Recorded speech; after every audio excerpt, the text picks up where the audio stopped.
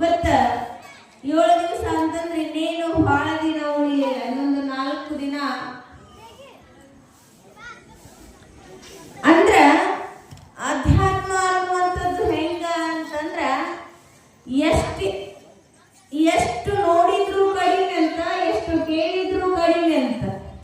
ಅಧ್ಯಾತ್ಮ ಅನ್ನುವಂಥದ್ದು ಹೆಂಗ ರುಚಿ ಆಗಬೇಕು ನಮಗ ಅಂತಂದ್ರ ತಟ್ಟಿ ಒಳಗ ನೀಡಿರ್ತಾರಲ್ಲ ಊಟ, ಹಂಗ ರುಚಿ ಹತ್ತಬೇಕು ಅಧ್ಯಾತ್ಮ ಅನ್ನುವಂಥದ್ದು. ಹೊಟ್ಟೆ ತುಂಬುವವರಿಗೂ ಹೆಂಗ ಊಟವನ್ನ ಮಾಡ್ತೀವೋ ಹಂಗ ಅಧ್ಯಾತ್ಮ ಅನ್ನುವಂಥದ್ದು ನೆತ್ತಿ ತುಂಬು ತನಕ ಏನ್ ಮಾಡ್ಬೇಕು ಅಂತಂದ್ರೆ ತಿಳಿಯುವಂಥವ್ರಾಗ್ಬೇಕು, ಅರಿಯುವಂಥವ್ರಾಗ್ಬೇಕು. ಹಂಗ ಅಧ್ಯಾತ್ಮದ ತುಟ್ಟ ತುದಿಯಲ್ಲಿ ಯಾರು ನಿಂತಾರ ಅಂತಂದ್ರೆ ನಾಗಲಿಂಗಯತಿಗಳು ನಿಂತಾರ.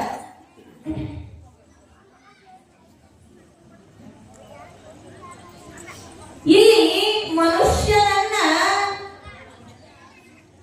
ವಿಧಿ ಏನ್ ಮಾಡ್ತದ ಅಂತಂದ್ರ ಆಟ ಆಡಿಸ್ತದ ಅಂತ ಹೇಳ್ತಾರ. ಅಂದ್ರ ವಿಧಿ ಅನ್ನುವಂಥದ್ದು ಹಣೆ ಬರದ ಬರಿಯನ್ನ, ಹಣೆ ಬರದ ದುರ್ಲಿಖಿತವನ್ನ ಹರಿಬ್ರಹ್ಮಾದಿಗಳಿಂದಲೇ ಏನ್ ಮಾಡಕ್ಕಾಗಿಲ್ಲ ಅಂತಂದ್ರ ನಿಲ್ಸಕ್ಕಾಗಿಲ್ಲ, ಅದನ್ನ ಅಳಿಸಿ ಹಾಕಕ್ಕಾಗಿಲ್ಲ. ಇನ್ನ ಮನುಷ್ಯನಾಗಿ ಹುಟ್ಟಿರುವಂತಹ ನಾವುಗಳು ಏನ್ ಮಾಡಕ್ ಸಾಧ್ಯ? ಅದಕ್ಕ ನಾವು ಏನು ಮಾಡಬೇಕಾಗ್ಯದ ಅಂತಂದ್ರ ಪ್ರಯತ್ನ ಮಾಡಬೇಕಾಗ್ಯದ. ಪ್ರಾರಬ್ಧದೊಳಗ ಇದ್ದಂಗ ಆಗ್ತದ ಅಂತ ನಂಬಿ ಕೂತ್ವಿ ಅಂತಂದ್ರ ಜೀವನ ಏನಾಗ್ತದ ಅಂದ್ರೆ ತಟಸ್ಥವಾಗಿ ಬಿಡ್ತದ, ಮುಂದೂ ಸಾಗಂಗಿಲ್ಲ, ಹಿಂದೂ ಹೋಗಂಗಿಲ್ಲ. ಅದಕ್ಕ ಪ್ರಾರಬ್ಧವನ್ನ ನಂಬದೆ ಏನ್ ಮಾಡಬೇಕಾಗ್ಯದ ಅಂತಂದ್ರ ಪ್ರಯತ್ನವನ್ನ ಮಾಡಬೇಕಾಗ್ಯದ. ಪ್ರಯತ್ನ ಮಾಡಿದ್ವಿ ಅಂತಂದ್ರ ಅದಕ್ಕೊಂದು ಫಲ ಸಿಗ್ತದ. ಪ್ರಯತ್ನಕ್ಕ ಏನದ ಅಂತಂದ್ರ ಫಲ ದೊರಕುತ್ತದ. ಇಲ್ಲಿ ಏನಾಗಿತ್ತು ಅಂತಂದ್ರ ಒಬ್ಬ ಯೋಗಿಗಳು, ಒಬ್ಬ ಮಹಾತ್ಮರು ಅಡವಿಯೊಳಗ ತಪಸ್ಸನ್ನ ಮಾಡ್ತಿದ್ರು. ತಪಸ್ಸನ್ನ ಮಾಡುವಂತಹ ಸಂದರ್ಭದೊಳಗ ಆಕಾಶವಾಣಿ ನುಡಿತದ, ಏ ಮಹಾತ್ಮ, ಈ ಯೋಗಿ, ನೀನು ಮಹಾತ್ಮ ಅದಿ, ಯೋಗಿ ಅದಿ, ತ್ಯಾಗಿ ಅದಿ, ಒಬ್ಬ ಜಂಗಮ ಮೂರ್ತಿ ಅದಿ. ಮನಸ್ಸು ಮಾಡಿದೆ ಅಂತಂದ್ರೆ ಜಗತ್ತೇ ನಿನ್ನ ಕೈವಶದೊಳಗ ಇಟ್ಕೊಳ್ಳುವಂತಹ ಶಕ್ತಿಯನ್ನ ಪಡ್ಕೊಳ್ತಿ. ಆದ್ರ ಏನಾಗ್ಯದ ಅಂತಂದ್ರ ನಿನ್ನ ಹಣೆ ಬರದ ಲಿಖಿತವು ಹೆಂಗ ಬರ್ತದ ಅಂತಂದ್ರ ವಿಚಿತ್ರವಾಗಿ ಬರ್ತದ ಅಂತ ಹೇಳ್ತಾರೆ. ಆವಾಗ ಮಹಾತ್ಮ ಯೋಗಿ ಅಂತಾನ, ಅದೆಂತ ಹಣೆ ಬರ? ನಾನೊಬ್ಬ ಮಹಾತ್ಮ, ಒಬ್ಬ ತಪಸ್ವಿ, ಹಿಂದೆ ಮುಂದೆ ಏನ್ ಆಗ್ತದ ಎಲ್ಲವನ್ನ ತಿಳಿಯುವಂತಹ ಶಕ್ತಿ ನನಗದ.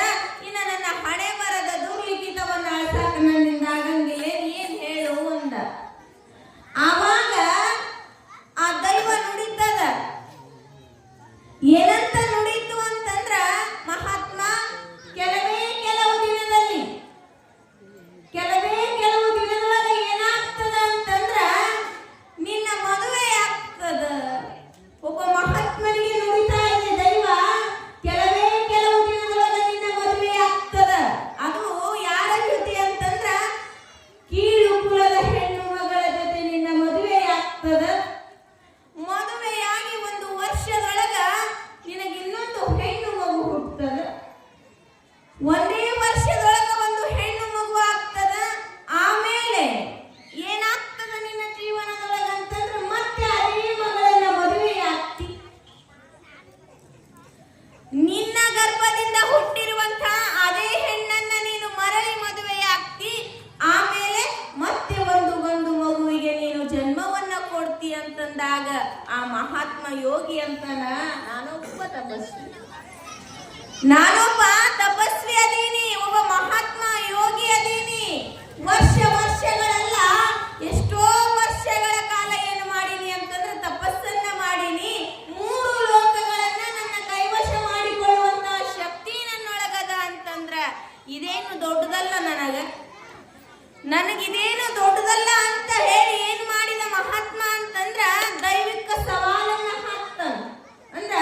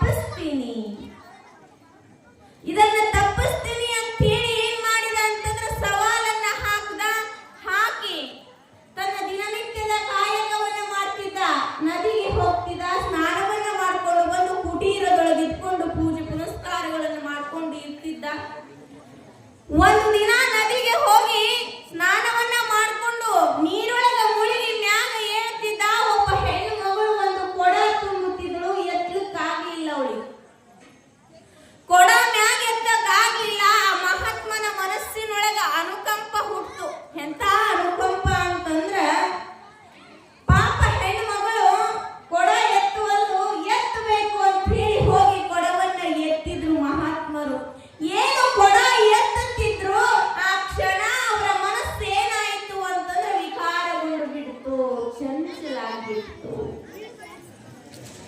ಅದೇ ಕ್ಷಣ ನಾನೊಬ್ಬ ಮಹಾತ್ಮ, ಒಬ್ಬ ಯೋಗಿ ಅನ್ನುವುದನ್ನ ಮರೆತು ಅವಳನ್ನ ಕೇಳ್ತಾರ, ನೀನು ಯಾರು?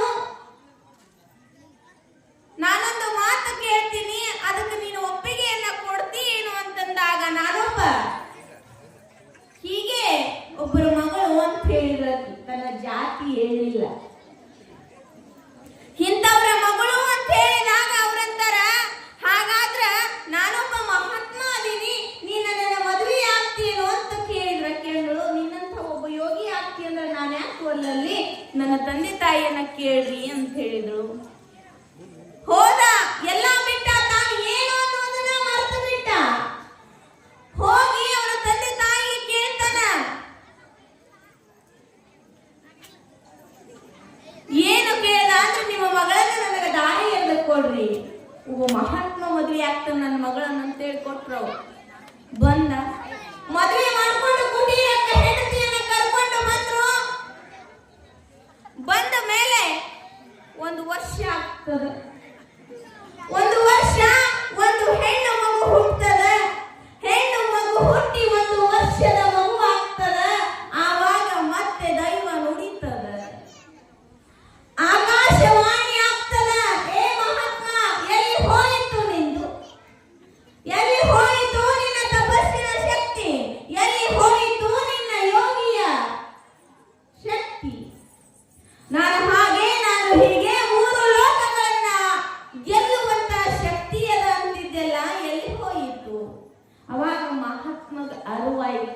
ಎಚ್ಚೆತ್ತುಕೊಂಡಂತ ಮಹಾತ್ಮ ಅಂತಾನ, ನೀವು ಹೇಳಿದಂಗ ಆಗಿಲ್ಲದು, ನಾನು ಹೀನ ಕುಲದವಳನ್ನ ಮದುವೆಯಾಗಿಲ್ಲ ಅಲ್ಲ ಅಂದ್ರು. ಹೋಗಿ ಕೇಳು ಅಂತ ಹೇಳಿ ಕಳಿಸ್ತಾರ.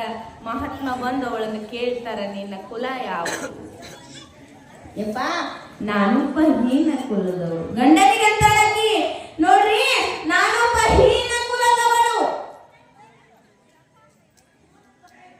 ವಿಧಿ ನುಡಿಸಿದಂಗ ಪರಮಾತ್ಮ ಏನು ಹೇಳಿದ್ದ ಅಂದ್ರೆ, ನಿನ್ನ ಹಣೆ ಬರದೊಳಗ ಹೀನ ಕುಲದವಳನ್ನ ಮದುವೆ ಆಗ್ತಿ, ಅವಳಿಂದ ಒಂದು ಹೆಣ್ಣು ಮಗು ಹುಟ್ಟುತ್ತದ. ಮುಂದೆ ಅದೇ ಮಗಳನ್ನ ಮದುವೆ ಆಗ್ತಿ ಅಂದಿದ್ದಲ್ಲ, ಇನ್ನು ಹೆಂಗ್ ಮಾಡ್ಲಿ, ಮುಂದಿಂದಲೇ ತಪ್ಪಿಸ್ಬೇಕಂತ ತಿಳ್ಕೊಂಡು ಏನ್ ಮಾಡ್ದ ಅಂತಂದ್ರ, ಆ 1 ವರ್ಷದ ಮಗುವನ್ನ ಎತ್ಕೊಂಡು ಹೋದ. ಹೆಂಡತಿಗೆ ಗೊತ್ತಾಗದಂಗ ಎತ್ಕೊಂಡು ಹೋಗಿ ಒಂದು ಅಡವಿಯೊಳಗೆ ಬಿಟ್ಟು ಒಂದು ಕಲ್ಲಿನಿಂದ ಹೊಡೆದ. ಆ ಕಲ್ಲಿನ ಹೊಡೆತಕ್ಕ ಆ ಮಗು ನೆಲಕ್ಕೆ ಬಿತ್ತು. ಪ್ರಜ್ಞೆ ಹೋಯ್ತು, ಮಗು ಸತ್ತು ಹೋಯ್ತು ಅಂತ ಮನೆಗೆ ಬಂದ. ಅಂದ್ರೆ ಇನ್ನು ಮುಂದಾಗುವಂಥದ್ದನ್ನ ನಾನು ತಪ್ಪಿಸೀನಿ ಅಂತ ಅವನ ತಲೆಯೊಳಗೆ ಬಂತು.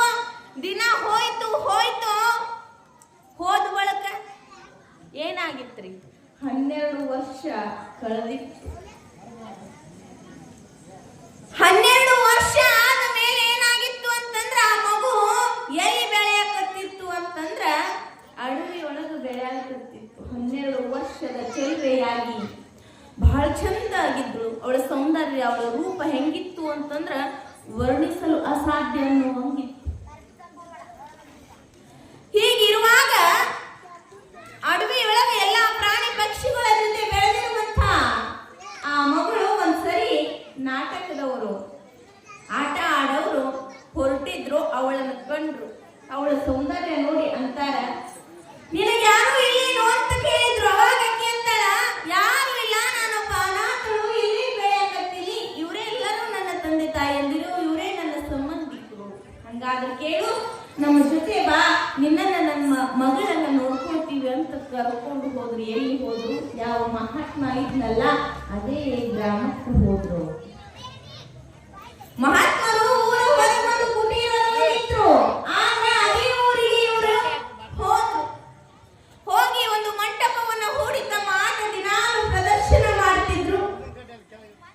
ಅದ್ರೊಳಗ ಅವಳಿಗೂ ಒಂದು ಪಾತ್ರವನ್ನ ಕೊಟ್ರು. ಅವಳು ಏನ್ ಮಾಡ್ತಿದ್ರು ಅಂದ್ರೆ, ಒಂದು ನರ್ತನ ಮಾಡ್ತಿದ್ರು. ಅವಳು ಮಾಡುವಂತಹ ನರ್ತನಕ್ಕೆ ಮನಸೋಲದವರೇ ಇಲ್ಲ.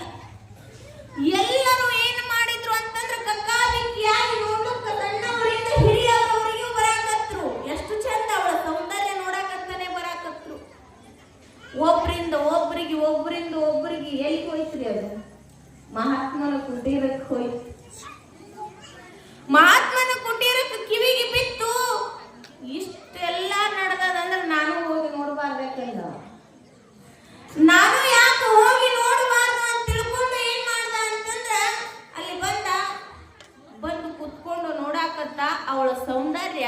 ಅವನಿಗೆ ಏನ್ ಮಾಡಿಬಿಡ್ತು ಅಂತಂದ್ರ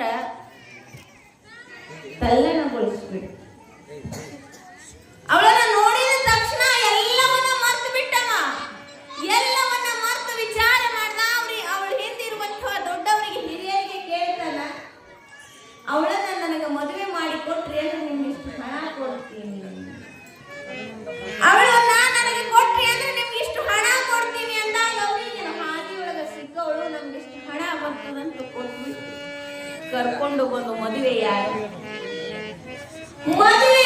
ಒಂದು ವರ್ಷಕ್ಕೆ ಒಂದು ಗಂಡು ಮಗು ಹುಟ್ಟದ. ಒಂದು ಗಂಡು ಮಗು ಹುಟ್ಟಿದಾಗ ದೈವ ನುಡಿತದ, ಮಹಾತ್ಮ ಯೋಗಿ, ನಾನೊಬ್ಬ ಯೋಗಿ, ನಾನೊಬ್ಬ ತಪಸ್ವಿ, ನಾನೊಬ್ಬ ಹಾಗೆ ಹೀಗೆ ಅಂತ ಹೇಳಿ ನಿನ್ನನೇ ನೀನು ಏನ್ ಮಾಡ್ಕೊತಿದ್ದಿ ಅಂತಂದ್ರೆ ಜಯಘೋಷ ಮಾಡ್ಕೊತಿದ್ಯಲ್ಲ, ಎಲ್ಲಿ ಹೋಯಿತು?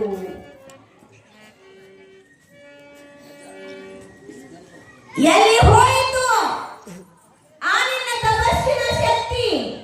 ನೋಡು, ನಾನು ಹೇಳಿದಂಗ ನಿನ್ನ ಹಣೆ ಬರದಲ್ಲಿ ಬರೆದಿರುವಂತದ್ದು ಕೀಳ ಜಾತಿ ಹೆಣ್ಣನ್ನ ಮದುವೆಯಾಗಿ ಅವಳಿಂದ ಒಂದು ಹೆಣ್ಣು ಮಗುವಿಗೆ ತಂದೆಯಾಗಿ, ಅದೇ ಮಗಳನ್ನ ಮತ್ತೆ ಮದುವೆಯಾಗಿ ಅವಳಿಂದ ಒಂದು ಗಂಡು ಮಗುವಿಗೆ ತಂದೆಯಾಗಿಯಲ್ಲ, ಏನು ತಪ್ಪಾಯ್ತು ನಿನ್ನಿಂದ?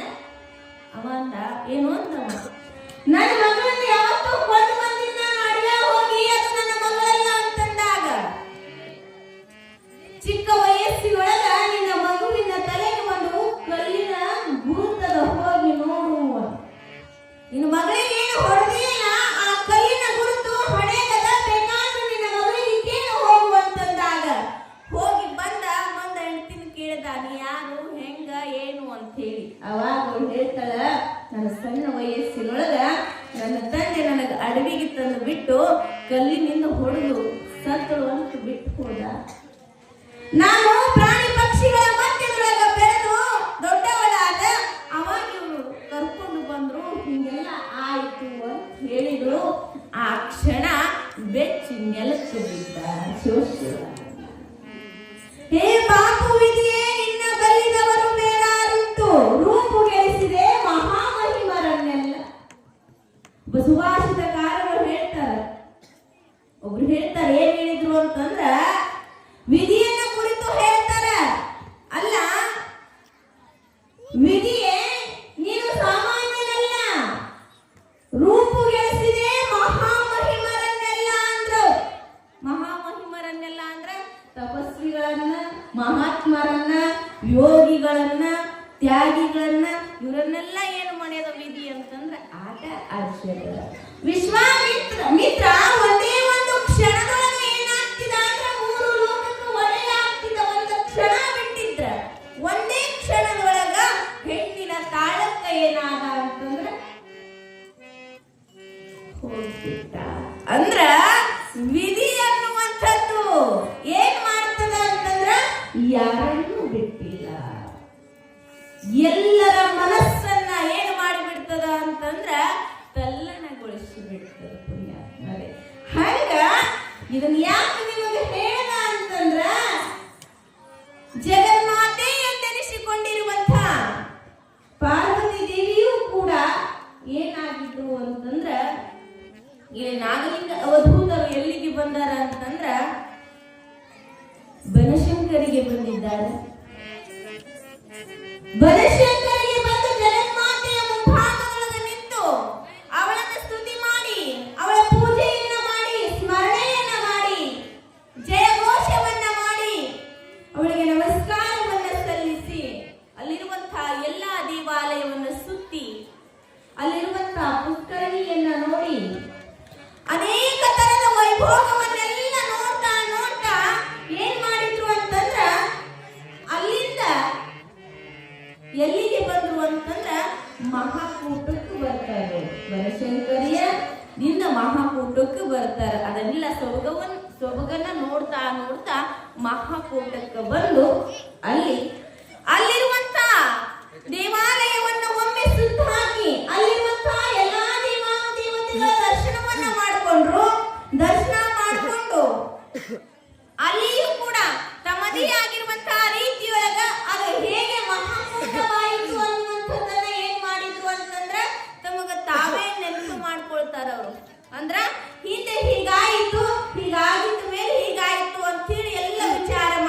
ಅವರು. ಅಂದ್ರ ಮಹಾಕೂಟ ಆಗಾಕ ಕಾರಣ ಏನು ಅಂತಂದ್ರ ಒಮ್ಮ ನಾರದ ಮಹರ್ಷಿಗಳು ಕೈಲಾಸಕ್ಕೆ ಹೋಗಿದ್ದು. ನಾರದ ಮಹರ್ಷಿಗಳು ಕೈಲಾಸಕ್ಕೆ ಹೋದಾಗ ಕೈಲಾಸದೊಳಗ ಎಲ್ಲರೂ ಕುಳಿತಿದ್ರು. ಕುಳಿತುಕೊಂಡಂತಹ ಸಂದರ್ಭದೊಳಗ ನಾರದ ಮಹರ್ಷಿಗಳು ಪರಮಾತ್ಮನಿಗಂದ್ರು, ಯಪ್ಪ ಈ ಕೈಲಾಸ ಎಷ್ಟು ಚಂದದಲ್ಲ, ಎಷ್ಟು ರಮ್ಯವಾಗ್ಯದಲ್ಲ, ಎಷ್ಟು ಸೊಬಗಿನಿಂದ ಕೂಡ್ಯದಲ್ಲ, ಬಹಳ ಚಂದದ.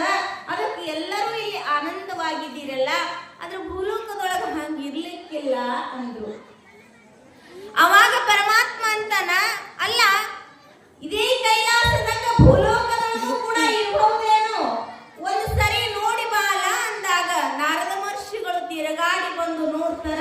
ಅದು ಯಾವ ತಾಣವಾಗಿತ್ತು ಅಂತಂದ್ರ ಅದು ಮಹಾಕೂಟವಾಗಿತ್ತು. ಅಂದ್ರೆ ಇದೇ ಒಂದು ತಾಣ ಸೂಕ್ತವಾಗಿರುವಂಥದ್ದು, ಕೈಲಾಸಮಯವಾಗಿರುವಂಥದ್ದು ತಿಳ್ಕೊಂಡು ಹೋಗಿ ಹೇಳಿದಾಗ ಇದನ್ನ ನೋಡ್ಲೇಬೇಕು, ಇಲ್ಲಿ ಹೋಗ್ಲೇಬೇಕು ಅಂತ ಪಾರ್ವತಿ ಪರಮಾತ್ಮನನ್ನ ಕರ್ಕೊಂಡು ಬರ್ತಾಳೆ. ಅದೊಂದು ಕಥೆ ಬರ್ತದೆ. ಆ ಕಥೆಯನ್ನ ಏನು ಮಾಡಿದ್ರು ಅಂತಂದ್ರ ಅಲ್ಲೆಲ್ಲಾ ದೇವಾನುದೇವತೆಗಳು ಕೂಡ್ಕೊಂಡ್ರು, ಅದು ಮಹಾಕೂಟ ಆಯಿತು ಅಂತ ಹೇಳ್ತಾರೆ. ಹೀಗಿರುವಂತಹ ಸಂದರ್ಭ ಆ ಎಲ್ಲಾ ದೇವಾನುದೇವತೆಗಳಿಗೆ ನಮಸ್ಕಾರವನ್ನ ಮಾಡಿರುವಂತಹ ನಾಗಲಿಂಗ ಯತಿಗಳು ಎಲ್ಲಿಗೆ ಹೋದ್ರು ಅಂತಂದ್ರ ಅಲ್ಲೇ ಲಜ್ಜಾಗೌರಿ ಅನ್ನುವಂಥ ದೇವಸ್ಥಾನ, ದೇವಿ ದೇವಸ್ಥಾನ, ಎಲ್ಲಿ ಮಹಾಕೂಟದೊಳಗೆ ಆ ಗುಡಿಗೆ ಹೋದ್ರು. ಅವರು ಎಲ್ಲಾ ದೇವಾಲಯಗಳನ್ನ ಸುತ್ಕೊಂಡು ಅಲ್ಲಿ ಹೋದ್ರು.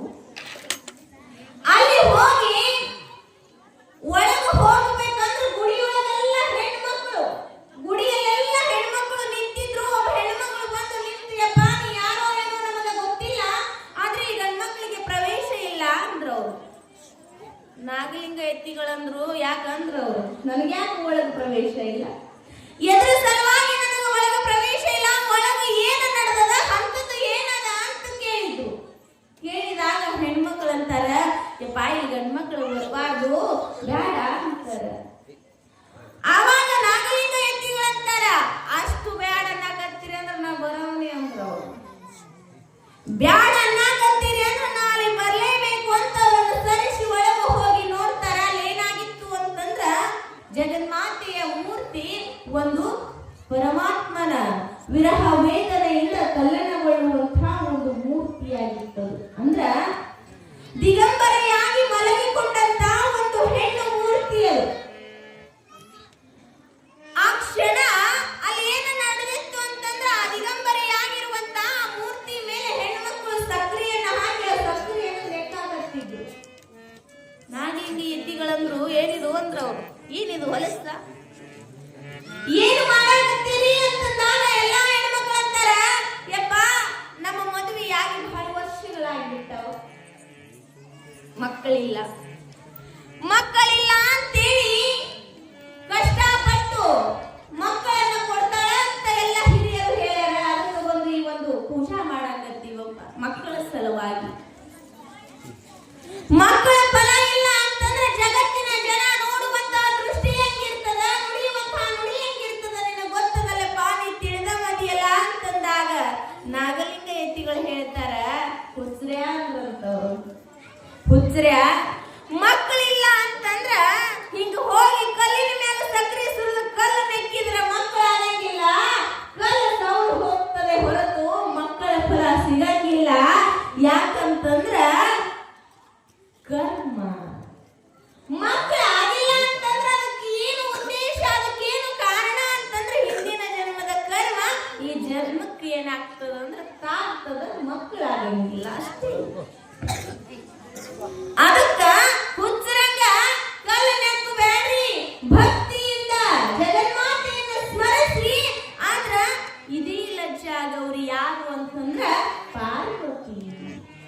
ಹೆಂಗ ಬಂದ್ರು ಹೆಂಗಾಯ್ತು ಅಂತ ಸ್ವಲ್ಪ ಹೇಳ್ತೀನಿ ಕೇಳ್ರಿ ಅಂತಾರೆ ನಾಗಲಿಂಗ ಎತ್ತಿಗಳು. ಹೇಳ್ತೀನಿ ಕೇಳ್ರಿ ಅಂತಂದಾಗ ಒಮ್ಮೆ ಕೈಲಾಸದೊಳಗ ಆನಂದಮಯವಾಗಿರುವಂತಹ ಸಂದರ್ಭದೊಳಗ ನಾರದ ಮಹರ್ಷಿಗಳು ಹೇಳ್ತಾರ, ಯಪ್ಪ ಸ್ವರ್ಗದಂತಹ ತಾಣ ಮಹಾಕೂಟದೊಳಗದಲ್ಲ, ಬಹಳ ಚಂದ ಅದ. ಅದು ಎಷ್ಟು ಚಂದ ಅದ ಅಂತಂದ್ರ ಅಲ್ಲಿ ಹೋದ್ರ ಮರಳಿ ಕೈಲಾಸಕ್ಕೆ ಬರಾಕ ಒಲ್ಲ ಅನ್ನಿಸ್ತದ. ಅಂತ ಒಂದು ಮಾಯಾಕೂಟ ಅದು.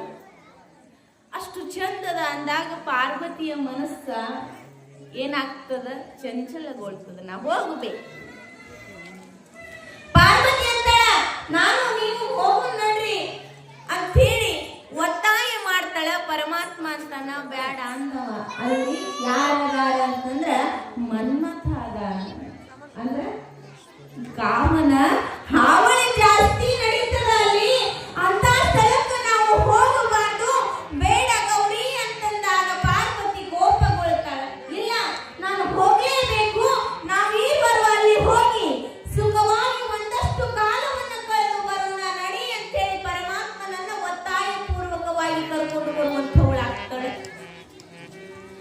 ದಂಪತಿಗಳ ಸಮೇತವಾಗಿ ಎಲ್ಲಿಗೆ ಬಂದ್ರು ಅಂತಂದ್ರ ಅದೇ ಒಂದು ವನಕ್ಕೆ ಬರ್ತಾರೆ.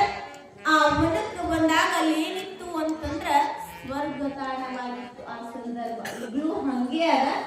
ಆದ್ರ ಇದಕ್ಕಿಂತಲೂ ಆವಾಗಿನ ದಿನದೊಳಗೆ ಏನಾಗಿತ್ತು ಅಂತಂದ್ರ ಅನೇಕ ಹೂಗಳಿಂದ, ಅನೇಕ ಹಣ್ಣುಗಳಿಂದ, ಅನೇಕ ರೀತಿಯಾಗಿ ಬಹಳಷ್ಟು ಸುಂದರವಾಗಿತ್ತು. ಅದನ್ನ ನೋಡಿರುವಂತಹ ಪಾರ್ವತಿಗೆ ಆನಂದ ಆಗ್ತದೆ. ಪರಮಾತ್ಮ ಅಲ್ಲೊಂದು ಮಾಯಾ ಮಂದಿರವನ್ನ ರಚನೆ ಮಾಡಿದ. ಮಾಯಾ ಮಂದಿರವನ್ನ ರಚನೆ ಮಾಡಿ ಕಾಲ ಕಳೆಯುತ್ತಿರುವಂತಹ ಸಂದರ್ಭದೊಳಗ ಪರಮಾತ್ಮನ ಮನಸ್ಸ ಕ್ರಮೇಣ ಏನಾಗಕತ್ತು ಅಂತಂದ್ರ ಅದಕ್ಕೆಲ್ಲ ಆನಂದದೊಳಗ ಮೈ ಮರೆಯಾಕತ್ತ. ಅಂದ್ರೆ ಪಾರ್ವತಿಯ ಜೊತೆಗೆ ಕಾಲ ಕಳೆದು ಕಡಿಮೆ ಮಾಡಿದ. ಪಾರ್ವತಿ ಏನ್ ಮಾಡಿದ್ರು ಅಂತಂದ್ರೆ ಪರಮಾತ್ಮ ನನ್ನ ಜೊತೆ ಕಾಲ ಕಳೆಯುವಲ್ಲ ಅಂತ ಒಳಗ ಮರಗಾಕತ್ರು. ಆಮೇಲೆ ಪರಮಾತ್ಮನಲ್ಲಿ ಇಟ್ಟಿರುವಂತಹ ಏಕ ಚಿತ್ತ ಏನಾಗಕತ್ತು ಅಂದ್ರ ಹೊರಗೆ ಬರಾಕತ್ತು. ಮನಸ್ ದ್ವೇಷ ಮಾಡಕತ್ರು ಪರಮಾತ್ಮನನ್ನ. ಅಂದ್ರೆ ನನ್ನ ಜೊತೆ ಕಾಲ ಕಳೆಯುವಲ್ಲ ಅಂತ ದ್ವೇಷ ಮಾಡಕತ್ರು. ಆವಾಗ ಪರಮಾತ್ಮ ಒಳಗೆ ಹೊರಗೆ ಬರವಲ್ಲ. ತಪಸ್ಸಿನೊಳಗ ಮುಳುಗಾಕತ್ತ, ಮೌನವಾಗಿ ಕೂಡಾಕತ್ತ, ಚಿಂತೆಯಾಗಿ ಬಿಟ್ಟು. ಆವಾಗ ಏನಾಗ್ತದ ಅಂತಂದ್ರ ಎಲ್ಲಾ ದೇವಾನುದೇವತೆಗಳು ಎಲ್ಲರೂ ಕೂಡ್ತಾರೆ. ಎಲ್ಲರೂ ಕೂಡಿ ಪರಮಾತ್ಮನನ್ನ ಎಚ್ಚರಗೊಳಿಸ್ತಾರ. ಪಾರ್ವತಿ ನಿನಗಾಗಿ ಹಾತೊರಿತಾ ಇದ್ದಾಳ, ಕರೀತಾ ಇದ್ದಾಳ, ಕೂಗ್ತಾ ಇದ್ದಾಳ, ನೀನು ನೋಡ್ತಾನೆ ಇಲ್ವಲ್ಲ. ಅದ್ರಲ್ಲಿ ಏನಾಗಿತ್ತು ಅಂತಂದ್ರ ಮನ್ಮಥನ ಬಾಣ ಪ್ರವೇಶ ಆಗಿತ್ತು ಪಾರ್ವತಿಯ ಮೇಲೆ. ಪ್ರವೇಶ ಆದಾಗ ಪಾರ್ವತಿ ಏನಾಗಿತ್ತು ಅಂತಂದ್ರ ಕಾಮನ ಒಂದು ಹೊಡೆತಕ್ಕ ತುತ್ತಾಗಿದ್ರು. ಆ ಕ್ಷಣ ಪರಮಾತ್ಮ ಪಾರ್ವತಿಯರ ಮಧ್ಯೆ ಏನಾಗಿತ್ತು ಅಂತ ಗೊತ್ತಾಗದಂಗಾಗಿತ್ತು. ಅಲ್ಲೊಂದು ರಚನೆ ಏನಾಗಿತ್ತು ಅಂತಂದ್ರೆ ಪಾರ್ವತಿ ದೇವಿ ತಾನು ಉಟ್ಟ ಬಟ್ಟೆಯನ್ನ ಕಳಿಸಿ ಪರಮಾತ್ಮನ ಕೂಡುವಿಕೆಗಾಗಿ ಏನ್ ಮಾಡಿದ್ರು ಅಂದ್ರೆ ಹಾತೊರಿತಾ ಇದ್ರು. ದಿಗಂಬರೆಯಾಗಿ ಹಾತೊರಿತಾ ಇದ್ರು. ಆ ಸಮಯದೊಳಗ ಅವತ್ತಿನ ದಿನ ಕಳೆದು ಹೋಗ್ತದ. ಕಳೆದು ಹೋದ್ಮೇಲೆ ಕಾಮ ಏನಾಗ್ತದಂದ್ರೆ ಅವಳನ್ನು ಬಿಟ್ಟು ಹೋಗ್ತದ, ಪರಮಾತ್ಮನನ್ನ ಬಿಟ್ಟು ಹೋಗ್ತದ. ಅಲ್ಲಿ ಪರಮಾತ್ಮ ಕಣ್ತೆರೆದು ನೋಡೋದ್ರೊಳಗಾಗಿ ಪಾರ್ವತಿ ದಿಗಂಬರೆಯಾಗಿದ್ರು. ಪಾರ್ವತಿ ದಿಗಂಬರೆಯಾಗಿದ್ರು. ಆವಾಗ ಪರಮಾತ್ಮ ಅಂತನ ಇದೇನಿದು ಅಂತ ಏನು ನಡೀತು, ಎದಕ್ಕೆ ಈ ರೀತಿಯಾಗಿ ದಿಗಂಬರೆಯಾಗಿ ನಿಂತಿಯಲ್ಲ, ಏನು ನಡೆದದ, ಇದಕ್ಕೆಲ್ಲ ನೀನೇ ಕಾರಣ. ಬೇಡ ಬೇಡ ಅಂದ್ರೂ ಕೂಡ ಇಲ್ಲಿ ಕರ್ಕೊಂಡು ಬಂದಿ. ಇದಕ್ ನೋಡು, ಈ ಲೋಕದ ನಿಂದನೆಗೆ ನೀನೇನಾಗ್ತೀಯ ಅಂತಂದ್ರ ತಪ್ಪುಗಾರರಾಗ್ತೀಯ. ಏನಾದ್ರೂ ಮಾಡು ಅಂತೇಳಿ ಸಿಟ್ಟಿನೊಳಗ ಏನು ಮಾಡಿದ ಪರಮಾತ್ಮ ಅಂತಂದ್ರ ಪಾರ್ವತಿಯನ್ನ ಬೈದು ಒಂದು ಗುಹೆಯನ್ನ ಹೋಗ್ತ. ಗುಹೆ ಒಳಗೆ ಹೋಗುವಾಗ ಗಂಗಾದೇವಿಯನ್ನ ಹೇಳ್ತಾನೆ. ಗಂಗಾನ ಕರೆದು ಹೇಳ್ತಾನ, ಒಳಗೆ ಯಾರನ್ನು ಕಳಿಸ್ಬೇಡ, ಒಳಗೆ ಯಾರನ್ನು ಬಿಡಬೇಡ ಅಂತ ಹೋಗಿ ಒಳಗೆ ಕುತ್ಕೊಂಡಾಗ ಮನ್ಮಥ ಏನ್ ಮಾಡಿದ ಅಂದ್ರೆ ಮೀನಾಗಿ ಪರಮಾತ್ಮನ ಹತ್ರ ಕ್ಷಮೆ ಕೇಳಬೇಕಾಗಿತ್ತು. ಪಾರ್ವತಿದು ತಪ್ಪಿಲ್ಲ ಅಂತ ಹೇಳಬೇಕಾಗಿತ್ತು. ಅದಕ್ಕೆ ಏನ್ ಮಾಡಿದ ಅಂತಂದ್ರ ಮೀನಾಗಿ ಗಂಗೆಯಿಂದ ತಪ್ಪಿಸಿಕೊಂಡು ಒಳಗೆ ಹೋದ. ಒಳಗೆ ಹೋಗಿ ಪರಮಾತ್ಮನ ಮುಂಭಾಗದೊಳಗೆ ಕೈ ಮುಗಿದು ಕೇಳಿಕೊಳ್ಳುತ್ತಾನ, ಯಪ್ಪ ನನ್ನ ತಪ್ಪಾಯಿತು. ತಾಯಿದೇನು ತಪ್ಪಿಲ್ಲ, ಪಾರ್ವತಿ ದೇವಿದು ಏನೂ ತಪ್ಪಿಲ್ಲ. ಆದ್ರೆ ಯಾಕೆ ಹಾಗೆಲ್ಲ ಆಯಿತು ಅಂತಂದ್ರ ಪಾರ್ವತಿ ದೇವಿ ನಾನೇ ಅಂತಿದ್ರು. ಅಂದ್ರ ನಾನೇ ಅಂತಂದ್ರೆ ನಿನ್ನಲ್ಲಿಟ್ಟಿರುವಂತಹ ಭಕ್ತಿಯನ್ನ, ನಿನ್ನ ಮೇಲೆ ಇಟ್ಟಿರುವಂತಹ ಎಲ್ಲ ನಂಬಿಕೆ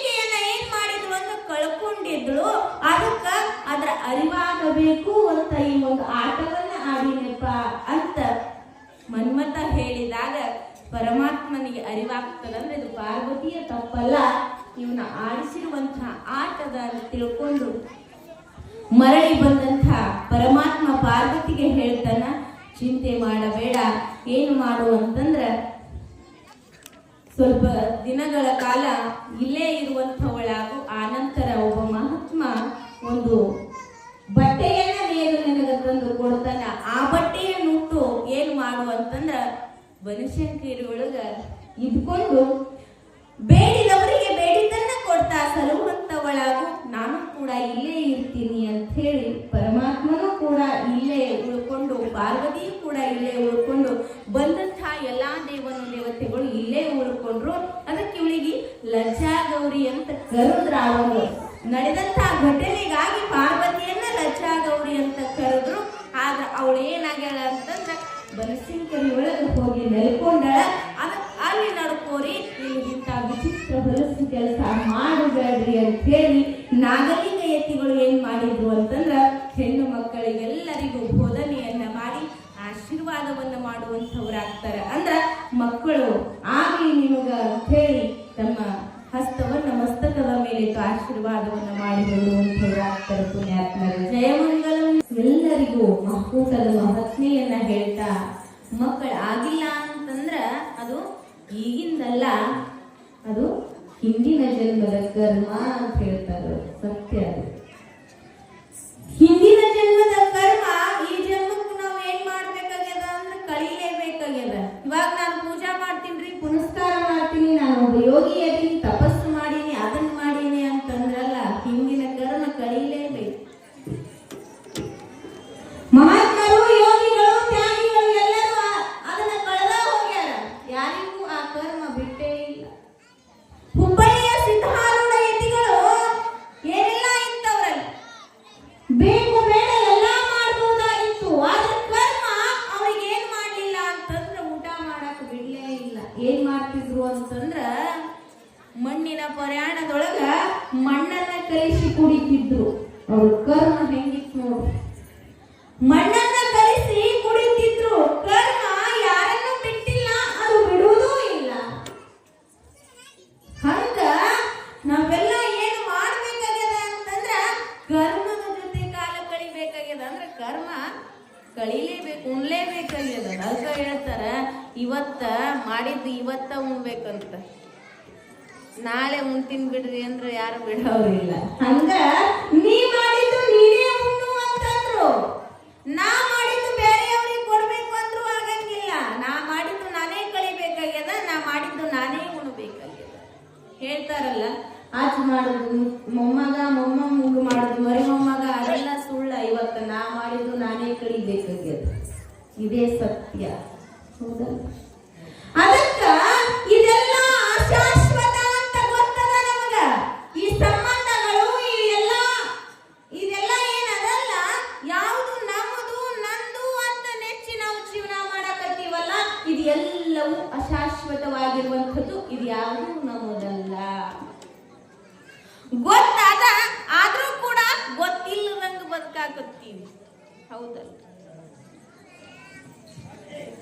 ಸತ್ತ ಮ್ಯಾಲ ಭೂಮಿ ಕೂಡ ನಂದಲ್ಲ. ನಾನು 100 ಎಕರೆ ಹೊಲ ಗಳಿಸಿನ್ರಿ, 3 ಅಂತಸ್ತಿನ ಮನಿ ಕಟ್ಟಿನ್ರಿ, ಅಷ್ಟು ಮಾಡೀನ್ರಿ, ಇಷ್ಟು ಮಾಡೀನ್ರಿ, 4 ಮಕ್ಕಳದಾವ್ರಿ, 4 ಸೊಸೆಯರದಾವ, 15 ಮೊಮ್ಮಕ್ಕಳದಾವ. ಇಷ್ಟೆಲ್ಲ ದೊಡ್ಡದನ್ನರಿ ನಂದು ಅಂತ ಸುಖದೊಳಗ ಸಾಯ್ತಿ.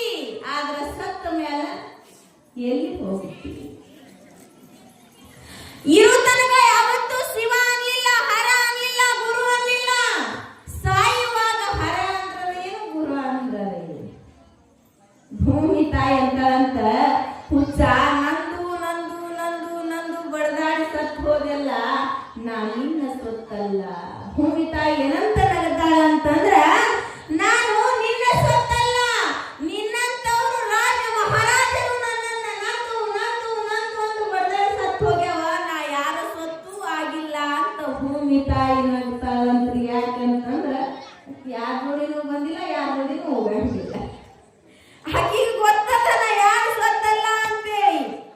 ಹಂಗ ತಿಳ್ಕೋಬೇಕಾಗಿತ್ತು ಏನು ಅಂತಂದ್ರೆ ಇದೆಲ್ಲ ನಮ್ಮದಲ್ಲ. ಇನ್ ಹೆಂಡತಿ ಕೈ ಮ್ಯಾಲ ಕೈ ಇಟ್ಟು ಮಾತು ಕೊಡ್ತಾಳೇನು, ಇದು ಒಂದೇ ಜನ್ಮ ಅಲ್ಲಪ್ಪ, 7 ಜನ್ಮಕ್ಕೂ ನಿನ್ನ ಹೆಂಡತಿಯಾಗಿ ಬರ್ತೀನಿ ಅಂತ ಮಾತು ಕೊಡ್ತಾಳ. ಬರ್ತಾಳೇನ್ರಿ? ಯಾವತ್ತೂ ಬರಂಗಿಲ್ಲ. ಇದೇ ಒಂದು ಜನ್ಮದಾಗ ಮದುವೆಯಾಗಿ 3 ತಿಂಗಳದಾಗ ಚಾಲು ಮಾಡಿರ್ತಾನ, ಹೊಂಟ ಅಂತೆ. ಇದೇ ಜನ್ಮಕ್ಕೆ ಶಾಶ್ವತವಲ್ಲದ ಸಂಬಂಧ ಇನ್ನು 7 ಜನ್ಮ ಎಲ್ಲಿ ಇರ್ತದ? ಅದಕ್ಕ ಸ್ಥಿರವಲ್ಲದ ಸಂಬಂಧಗಳಿವೆಲ್ಲ. ಇನ್ನು ಮಕ್ಕಳು ನೋಡ್ತಾವ್ರಿ ಯಾರಿಗೆ ಯಾರು ನೋಡ್ತಾರೆ? ಯಾರಿಗೆ ಯಾರು ನೋಡೋರಲ್ಲ. ಇದು ಒಂದ ಹೋಗ್ಬೇಕಾಗ್ಯದ, ಇದು ಇದಕ್ಕೆ ಇವೆಲ್ಲ ಏನು ಅಂಟ್ಕೊಂಡವಲ್ಲ, ಇವು ಎಲ್ಲಿ ತನಕ ಅಂತಂದ್ರ ಹೋಗೋ ತನಕ ಅಷ್ಟ, ಇರೋ ತನಕ ಅಷ್ಟ. ಗಂಡನ ಹತ್ರ ಹಣ ಇರೋ ತನಕ ಹೆಂಡತಿರ್ತಾಳಂತ. ಆಕಸ್ಮಿಕ ನೆಲಕ್ಕೆ ಬಿದ್ದ ಅಂದ್ರೆ ತವ್ರ ಮನೆಗೆ ಹೋಗ್ತಾಳ ಅಕ್ಕಿ. ಯಾಕಂತಂದ್ರೆ ಹಂಗಾಗ್ಬಿಟ್ಟಿರ್ತದ. ಹಿಂದಿತ್ತು ಹುಚ್ಚ ಗಂಡನ ಜೊತೆ ಸಂಸಾರವನ್ನ ಮಾಡಿ ಜಗತ್ತಿಗೆ ಏನಾಗಿ ಹೋದಂತವರದಾರ ಅಂತಂದ್ರೆ ದೇವರಾಗಿ ಹೋದಂತವರದಾರ. ಹೇಮರಟ್ಟಿ ಮಲ್ಲಮ್ಮ ಹುಚ್ಚ ಗಂಡನ ಜೊತೆ ಸಂಸಾರವನ್ನ ಮಾಡಿದ್ರು. ಅವಳು ಮುಟ್ಟಿದ್ದೆಲ್ಲ ಚಿನ್ನ ಆಗ್ತಿತ್ತು. ಮಲ್ಲಮ್ಮ ಏನು ಮುಟ್ತಿಳಲ್ಲ ಅದೆಲ್ಲ ಚಿನ್ನ ಆಗ್ತಿತ್ತು. ಕಣ್ಣಿಲ್ಲದವರ ಬರೇ ಕಣ್ಣು, ಅವಳೇನು ಮಂತ್ರ ಮಾಟ ಏನು ಗೊತ್ತಿಲ್ಲ ಆಕಿಗೆ. ಕಣ್ಣಿಲ್ಲದವನಿಗೆ ತಟ್ಟುವಂತ ಕುಳ್ಳು ತಟ್ಟಾಗತ್ತಿದ್ರು. ಅದೇ ತಟ್ಟುವಂತ ಶಗಣಿಯಿಂದ ಅವನ ಕಣ್ಣನ್ನ ಮುಟ್ಟಿದ್ರ ಏನಾದ್ರು ಅಂದ್ರೆ ಕುಳ್ಳನಿಗೆ ಕಣ್ಣು ಬರ್ತಾವ ಅಂದ್ರೆ ಎಂತ ಮಹಾತ್ಮಳಾಗಿದ್ರು. ಕೊತ್ತಿದ್ರದಾಶರು ಹಂತಿದ್ದವರೆಲ್ಲ ಈ ಜಗತ್ತಿನೊಳಗ ಆಗಿ ಹೋಗ್ಯಾರ. ಆದ್ರ ನಾವೇನಾಗಿವಿ ಇವತ್ತ ಅಂತಂದ್ರ ಅದನ್ನ ಮರೆತು ಬಿಟ್ಟಿವಿ. ಹಿಂದಿಂದು ಮರೆತು ಮುಂದಿಂದ ಏನ್ ಮಾಡಾಕತ್ತೀವಿ ಅಂತಂದ್ರ ಹಿಡ್ಕೊಂಡು ಹೊಂಟಿವಿ ಅಂದ್ರೆ ತಪ್ಪಿವಿ ಅಂತ ಅರ್ಥ. ಜಗತ್ತು ಬದಲಾಗಿಲ್ಲ, ಕಾಲ ಕೆಟ್ಟಿಲ್ಲ, ಜಗತ್ತು ಬದಲಾಗಿಲ್ಲ. ಏನ ಬದಲಾಗ್ಯದ ಅಂತಂದ್ರ ನಾವು ಬದಲಾಗಿವಿ, ನಮ್ಮ ಮನಸ್ಥಿತಿಗಳು ಬದಲಾಗ್ಯವ, ನಮ್ಮ ವಿಚಾರಣೆಗಳು ಬದಲಾಗ್ಯವ, ನಾವು ಇಡುವಂತ ಹೆಜ್ಜೆಗಳು ಬದಲಾಗ್ಯವ, ನಾವು ನುಡಿಯುವಂತಹ ನುಡಿಗಳು ಬದಲಾಗ್ಯವ. ಅದಕ್ಕೆ ಜಗತ್ತು ಕೆಟ್ಟು ಅನ್ನಕತ್ತೀವಿ. ಇದು ಸುಳ್ಳ. ಯಾಕೆ ಜಗತ್ತಿನ ಮ್ಯಾಗ ಅಪವಾದ? ಆವತ್ತು ಕೂಡ ಜಗತ್ತು ಎಲ್ಲಿತ್ತು ಹೆಂಗಿತ್ತು ಹಂಗಾದ, ಇವತ್ತು ಹೆಂಗದ ಹಂಗೆ ಅದ. ಸೂರ್ಯ ಪೂರ್ವಕ್ಕೆ ಹೋಗ್ತಾನ, ಪಶ್ಚಿಮಕ್ಕೆ ಮುಳುಗ್ತಾನ. ಇವತ್ತೇನಾರೆ ಈ ಕಡೆ ನೋಡಕತ್ತನ್ರಿ? ಇಲ್ಲ. ನಮ್ಮ ವಿಚಾರಗಳು, ನಮ್ಮ ವಿಚಾರಣೆಗಳು ಬದಲಾಗ್ಯಾವ. ಅದನ್ನ ಅರ್ಥ ಮಾಡ್ಕೋಬೇಕಾಗ್ಯದ. ಕಣ್ಣ ಏನಾಗ್ಬಿಟ್ಟವಂತಂದ್ರ ಮುಸುಕ್ ಆವಸ್ಕೊಂಡ್ಬಿಟ್ಟ. ಅಜ್ಞಾನದ ಪರಿ ಏನ್ ಮಾಡ್ಬಿಟ್ಟದ ಅಂತಂದ್ರ ನಮ್ಮನ್ನ ನೋಡಾಕ ಬಿಡವಲ್ದು, ದೇವರನ್ನ ಕಾಣಾಕ ಆಗವಲ್ದು. ಅದಕ್ಕ ನಾಗಲಿಂಗ ಯತಿಗಳು ಜನರ ಅಂಧಕಾರವನ್ನ ಓಡಿಸಬೇಕು, ಅವರಲ್ಲಿರುವಂತ ಕೆಟ್ಟತನ ಕಳಿಸಿ ಒಳ್ಳೆತನವನ್ನ ತುಂಬಿಸಬೇಕು ಅಂತ ಹಾತೊರಿತಾರೆ. ಏನ್ ಮಾಡ್ಯಾರ ಅಂತಂದ್ರ ಬದಾಮಿಯ ಎಲ್ಲಾ ಗುಹೆಗಳನ್ನ, ಅಲ್ಲಿರುವಂತಹ ಎಲ್ಲ ಚಂದವನ್ನ ವೀಕ್ಷಣೆ ಮಾಡಾಕತ್ತಾರೆ. ಅಲ್ಲಿ ಕಲಾಕೃತಿಗಳನ್ನ ನೋಡ್ತಾ ಬೆಟ್ಟದಿಂದ ಕೆಳಗಿಳಿದಾರ. ಬೆಟ್ಟದಿಂದ ಕೆಳಗಿಳದಂಥ ನಾಗಲಿಂಗ ಯತಿಗಳು ಏನು ಮಾಡಿದ್ರು ಅಂತಂದ್ರೆ ಅಲ್ಲೇ ಪಕ್ಕದೊಳಗೆ ಒಂದು ಅಂಗಡಿ ಇತ್ತು. ಎದುರದು ಸಿಹಿ ಉಂಡೆಗಳನ್ನ ಮಾರುವಂತಹ ಒಂದು ಅಂಗಡಿ. ನಾಗಲಿಂಗ ಯತಿಗಳನ್ನ ನೋಡಿದ್ರ ಮಕ್ಕಳೆಲ್ಲ ಓಡಿ ಬರ್ತಿದ್ರು, ಗುಂಪಾಗಿ ಅವರ ಸುತ್ತಲೆಲ್ಲ ಓಡಿ ಬರ್ತಿದ್ರು. ಆ ಕ್ಷಣ ನಾಗಲಿಂಗ ಯತಿಗಳು ಏನ್ ಮಾಡಿಬಿಟ್ರು ಅಂತಂದ್ರ ಪಕ್ಕದೊಳಗೆ ಏನ ಅಂಗಡಿ ಇತ್ತಲ್ಲ, ಹೇಳಿಲ್ಲ ಕೇಳಿಲ್ಲ, ನಂದ ಅನ್ನುವಂಗ ಏನ್ ಮಾಡ್ಬಿಟ್ರು, ಹೋಗಿ ಅಲ್ಲಿರುವಂತ ರವೆ ಉಂಡೆಗಳನ್ನ ತಗೊಂಡು ಬಂದು ಎಲ್ಲಾ ಮಕ್ಕಳಿಗೆ ಹಂಚಿಬಿಟ್ರು. ಅಂಗಡಿಯೊಳಗಿರುವಂತಹ ಯಜಮಾನ ಓಡಿ ಬಂದ ಕೋಲ್ ತಗೊಂಡು ಓಡಿ ಬಂದು, ಇದೇ ನಿಮ್ಮ ಅಪ್ಪನ ಗಂಟೆ ನಂದು, ಇದೇನು ನಿಮ್ಮ ಅಪ್ಪನ ಗಂಟೆನು ನಮ್ಮದದ, ಯಾರ್ದೋ ದುಡ್ಡು ಎಲ್ಲಮ್ಮನ ಜಾತ್ರೆ ಅನ್ನೋ ಹಂಗ ನೀನ್ ಏನ್ ಮಾಡಕತ್ತಿ ಅಂದ್ರೆ ನನ್ನ ಅಂಗಡಿಯೊಳಗಿನ ಉಂಡೆಯನ್ನ ತಂದು ಎಲ್ಲರಿಗೆ ಹಂಚಿ ನೀನೊಬ್ಬ ದೊಡ್ಡ ಮಾಡಿಸ್ಕೋಬೇಕಂದೇನು ಅಂತ ಬರೆಯಕತ್ರು. ಆವಾಗ ಅಂದ್ರು, ನಿಮ್ಗೆಲ್ಲರಿಗೂ ರವೆ ಉಂಡಿ, ನನಗ ಬಡಗಿ ಉಂಡಿ, ಇವನಿ ಕಾಗದ ಎದುರು ಉಂಡಿ, ಇವನಿಗೆ ಕಾಗದ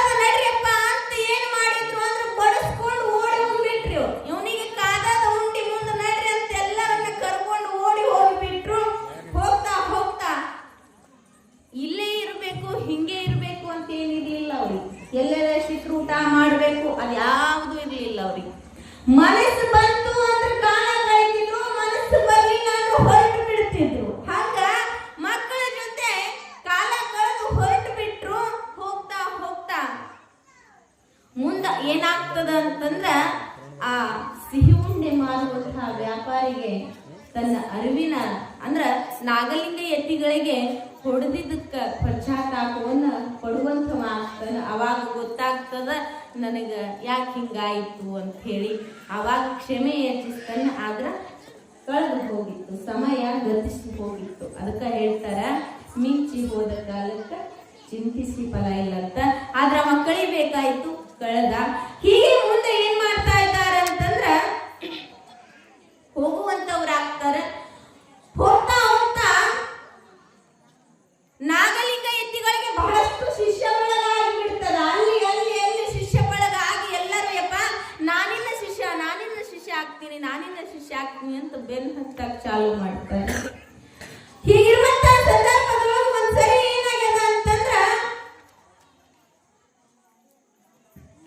ದಾರಿಯಿಂದ ಹೋಗುವಾಗ ಅಲ್ಲಿ ಪಕ್ಕದೊಳಗೆ ಒಂದು ಕಟ್ಟಿ ಮ್ಯಾಲ ಒಬ್ಬ ಶ್ರೀಮಂತ ವ್ಯಕ್ತಿ ಕುಂತಿದ್ದ. ನಾಗಲಿಂಗ ಎತ್ತಿಗಳು ಹೋಗುವಾಗಲ್ಲ ಒಂದು ಸಣ್ಣ ಮಗು ಏನ್ ಮಾಡಿತ್ತು, ಹೇಸಿಗೆ ಮಾಡಿತ್ತು, ಮಲ ಮಾಡಿತ್ತು. ಅದನ್ನ ನಾಗಲಿಂಗ ಎತ್ತಿಗಳು ಏನ್ ಮಾಡಿದ್ರು ಅಂದ್ರೆ ಒಂದು ಕವರ್ ಒಳಗೆ ಕಟ್ಕೊಂಡ್ರು. ಅದನ್ನ ಆ ಮಲವನ್ನ ಹೇಸಿಗೆಯನ್ನ ಕಟ್ಕೊಂಡು ಬಂದವ ಏನಿದ್ದಲ್ಲ ಶ್ರೀಮಂತ ವ್ಯಕ್ತಿ ವಸಂತ ಅಂತ ಅವನ ಹೆಸರು. ಆ ಶೆಟ್ಟಿ ಅವನ ಹತ್ರ ಬಂದು ಆ ಕಟ್ಟಿ ಮೇಲೆ ಅದನ್ನ ಇಟ್ರು. ಎಲ್ಲರೂ ಕುಳಿತುಕೊಳ್ಳುವಂತಹ ಆ ಕಟ್ಟಿ ಮ್ಯಾಗ ಅದನ್ನ ತಂದು ಇಟ್ಟು ತಾವು ಕುತ್ಕೊಂಡ್ರು. ಆವಾಗ ಶ್ರೀಮಂತನಿಗೆ ಸಿಟ್ಟು ಬಂತು.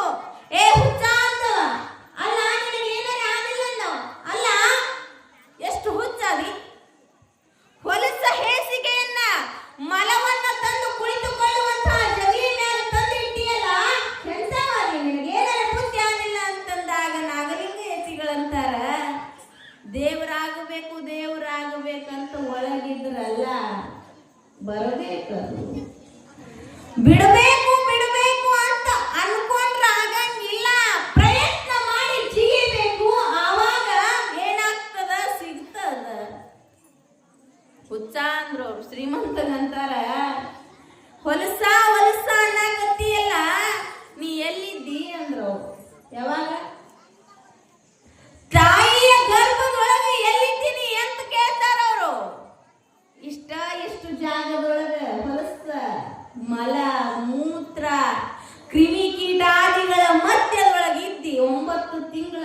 ಈ ಒಂದು ಕ್ಷಣ ನಿನಗೆ ಹೊಲಸಾಯ್ತು. ಇದು ಒಂದು ಕ್ಷಣ. 9 ತಿಂಗಳು ಅದೇ ಹೊಲಸನಾಗ ಒದ್ದಾಡಿ ಬಂದಿದಿ. ಮತ್ ಹೊಲಸನ್ನ ಕಟ್ಟಿ ಹುಟ್ಟಿದ ಮೇಲೆ ಬಿಟ್ಟತೇನದ ನಿನಗೆ. ಹುಟ್ಟಿದ ಮ್ಯಾಲ ಎಷ್ಟು ವರ್ಷಗಳ ಕಾಲ ಗೊತ್ತಿಲ್ಲ, ಅದ್ರಾಗ ಒದ್ದಾಡಿದಿ. ಅದೇ ಹೊಲಸಿನೊಳಗ ಒದ್ದಾಡಿ ಬೆಳೆದಿದಿ. ಯೌವನಕ್ಕೆ ಬಂದ ಮೇಲೆ ಬಿಟ್ಟೇನ, ಅದು ಹೊಲಸದ ದೊಡ್ಡ ಬೆಲ್ಲ ಹತ್ತಿ ಬಿಟ್ಟದ. ಅದು ಅಲ್ಲಿ ಅದ್ರೊಳಗ ಒದ್ದಾಡಿದಿ. ಆಮ್ಯಾಗ ಮುಪ್ಪಾವಸ್ತಿ ಬಂದ ಬಳಕ ಆ ಮುಪ್ಪಾವಸ್ತಿ ಒಳಗ ಬಿಡ್ತದೇನು, ಮತ್ತೆ ಅದೇ ಹೊಲಸ. ಅಷ್ಟೇ ಅಲ್ಲದೆ ದಿನ ಈಗೇನು ನೀ ಕುಂತಿಯಲ್ಲ, ನಿನ್ನ ಹೊಟ್ಟೆ ಅಂದ್ರ ಅವರು ಮ್ಯಾಗಿಷ್ಟೆಲ್ಲ ಚಂದ ಅಲಂಕಾರ ಮಾಡಿಕೊಂಡು ನಾನೊಬ್ಬ ಶ್ರೀಮಂತ ಅಂತ ಕುಂತಿಯಲ್ಲ, ಒಳಗ ಹೊಲಸದ. ಅದನ್ನ ತೆಗಿಯಕ್ಕೆ ಯಾರಿಂದ ಆಗಂಗಿಲ್ಲ, ಹೊಲಸದ. ಆ ಹೊಲಸ ಮಲಿನವನ್ನ ಹೊರಗೆ ಹಾಕಬೇಕು ಅಂತಂದ್ರೆ ಆಗಂಗಿಲ್ಲ. ಯಾಕೆ ಆಗಂಗಿಲ್ಲ ಅಂತಂದ್ರ ನೀ ಎಚ್ಚರಾಗಿಲ್ಲ ಅಂದ್ರವ್ರು.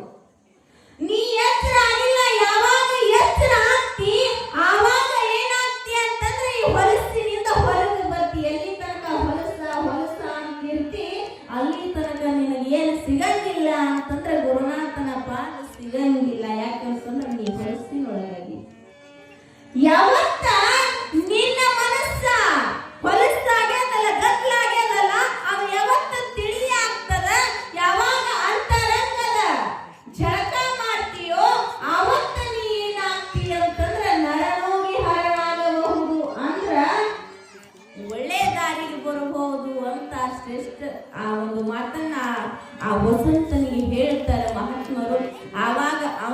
ವಿಚಾರ ಮಾಡ್ದ. ಸುಮ್ಮನೆ ನಾನೇನೋ ಆಗ್ತೀನಿ, ನಾನು ಅದನ್ನ ಆಗ್ತೀನಿ ಅಂತಂದ್ರೆ ಆಗಕ್ಕಾಗಂಗಿಲ್ಲ. ಎಲ್ಲವನ್ನ ಅರಿತು ಗುರುನಾಥನಿಗೆ ಮೊರೆ ಹೋದಾಗ ಮಾತ್ರ ನರನೋಗಿ ಹರನಾಗಬಹುದು. ಗುರುನಾಥನಿಗೆ ಮೊರೆ ಹೋದಾಗ ಮಾತ್ರ ಏನಾಗ್ತದಂದ್ರೆ ಒಂದು ಕಲ್ಲ ಮೂರ್ತಿಯಾಗಿ ಗುಡಿ ಸೇರ್ಬೇಕಾಗಿತ್ತು ಅವ್ರು ಸುಮ್ಮನೆ ಒಯ್ದು ಕುಂಡ್ರಿಸ್ತೇವೆ ಒಂದು ದೇವರಾಗಂಗಿಲ್ರಿ. ಅದು ಚೆನ್ನಾಗಿರ್ತೀವಿ ಆಗಂಗಿಲ್ಲ. ಒಂದು 100 ಕಲ್ಲಿನೊಳಗೆ ಒಬ್ಬ ಶಿಲ್ಪಿ ಒಂದು ಕಲ್ಲನ್ನ ಆಯ್ಕೆ ಮಾಡ್ತಾನೆ. ಒಂದರ ಜೊತೆ ಇನ್ನೊಂದೆರಡು ಆಯ್ಕೆ ಮಾಡ್ತಾನೆ. ಯಾಕ ಒಂದು ಕೈ ಕೊಟ್ರೆ ಇನ್ನೊಂದು ಕೈ ಹಿಡಿತದ ಅಂತ ಒಂದು 4-5 ಕಲ್ಲನ್ನ ಆಯ್ಕೆ ಮಾಡ್ಕೊಳ್ತಾನೆ. ಆ 4-5 ಕಲ್ಲಿನೊಳಗ ಒಂದು ಕಲ್ಲು ಏನಾಗ್ತದ ಮೂರ್ತಿ ಆಗ್ತದ. ಇನ್ನೊಂದು ಕಲ್ಲ ಕೈ ಹಚ್ಚದಾಗ 2 ಭಾಗ ಆಯ್ತು ಅಂತಂದ್ರ ಅದರ ಮೆಟ್ಟಲಾಗ್ತದೆ. ಎದರದು ಆ ಗುಡಿಗೆ ಮೆಟ್ಟಲಾಗ್ತದ. ಇನ್ನು ಉಳಿದ ಕಲ್ಲುಗಳೆಲ್ಲ ಗುಡಿಗೆ ಕಟ್ಟಡ ಆಗ್ತವ. ಅಂದ್ರ ಗರ್ಭಗುಡಿ ಸೇರೋದು ಒಂದೇ ಕಲ್ಲದು. ಅದು ಶ್ರೇಷ್ಠವಾಗಿರುವಂತಹ ಕಲ್ಲ. ಉಳಿದೆಟ್ಟನ್ನ ಸಹಿಸಿಕೊಂಡು ಏನಾಗ್ತದ ಮೂರ್ತಿ ಆಗ್ತದ, ಹೋಗಿ ಪೂಜೆಗೊಳ್ತದಲ್ಲ.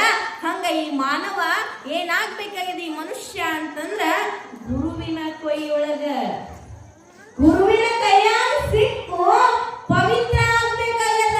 ಪವಿತ್ರ ಆದಾಗ ಮಾತ್ರ ಏನಾಗ್ತಾನ ಅಂದ್ರ ಹರನಾಗ್ತಾನ, ಪೂಜೆಗೊಳ್ಳುವಂಥವನಾಗ್ತಾನ ಪುಣ್ಯಾತ್ಮರೇ. ಹಂಗ ನಾಗಲಿಂಗ ಯತಿಗಳು ಹೇಳ್ತಾ ಇದ್ದಾರ, ಇದೆಲ್ಲ ಹೊಲಸಿನಿಂದ ಕೂಡಿಬಿಟ್ಟದ. ನೀ ತಯಾರಾಗಿದ್ದ ಹೊಲಸಿಂದ, ನೀ ಏನು ತಯಾರಾಗಿಲ್ಲ ಆದ್ರೆ ಹೊಲಸಿನಿಂದ ಮೊದಲ ಹೊಲಸಿನಿಂದ ತಯಾರಾಗಿ ಈಗ ಸ್ವಚ್ಛ ಅಂದ್ರೆ ಎಲ್ಲಿದು ಸಿಗಬೇಕಪ್ಪ ಅಂತ ಬುದ್ಧಿ ಮಾತನ್ನ ಹೇಳ್ತಾರ. ಹಾಗೆ ಹೇಳ್ತಾರ ಅವರು, ಒಂದು ರೋಗ ಯಾವುದು ಅಂತಂದ್ರ ಹುಟ್ಟು ಸಾವು ಅನ್ನುವಂಥದ್ದು ಭವರೋಗ. ಈ ಭವರೋಗವನ್ನ ಹೊರನೂಡಿಸುವಂಥವ್ರು ನಾವುಗಳಾಗಬೇಕು. ಅದಕ್ಕ ಅದನ್ನ ಅರ್ಥವರಾಗಬೇಕು. ಅಂದ್ರೆ ಹುಟ್ಟು ಸಾವುಗಳಿಂದ ಬೇರ್ಪಡಬೇಕು ಅಂತಂದ್ರೆ ಗುರುನಾಥ ಬೇಕು ಅನ್ನುವಂತಹ ಮಾತನ್ನ ಹೇಳ್ತಾ ಮುಂದೆ ಸಾಗುವಂತವರಾಗ್ತಾರೆ ಪುಣ್ಯಾತ್ಮರೇ. ಜಯ ಮಂಗಲಂ ಜಯ ನಮಃ ಪಾರ್ವತೇಶ್ವರ.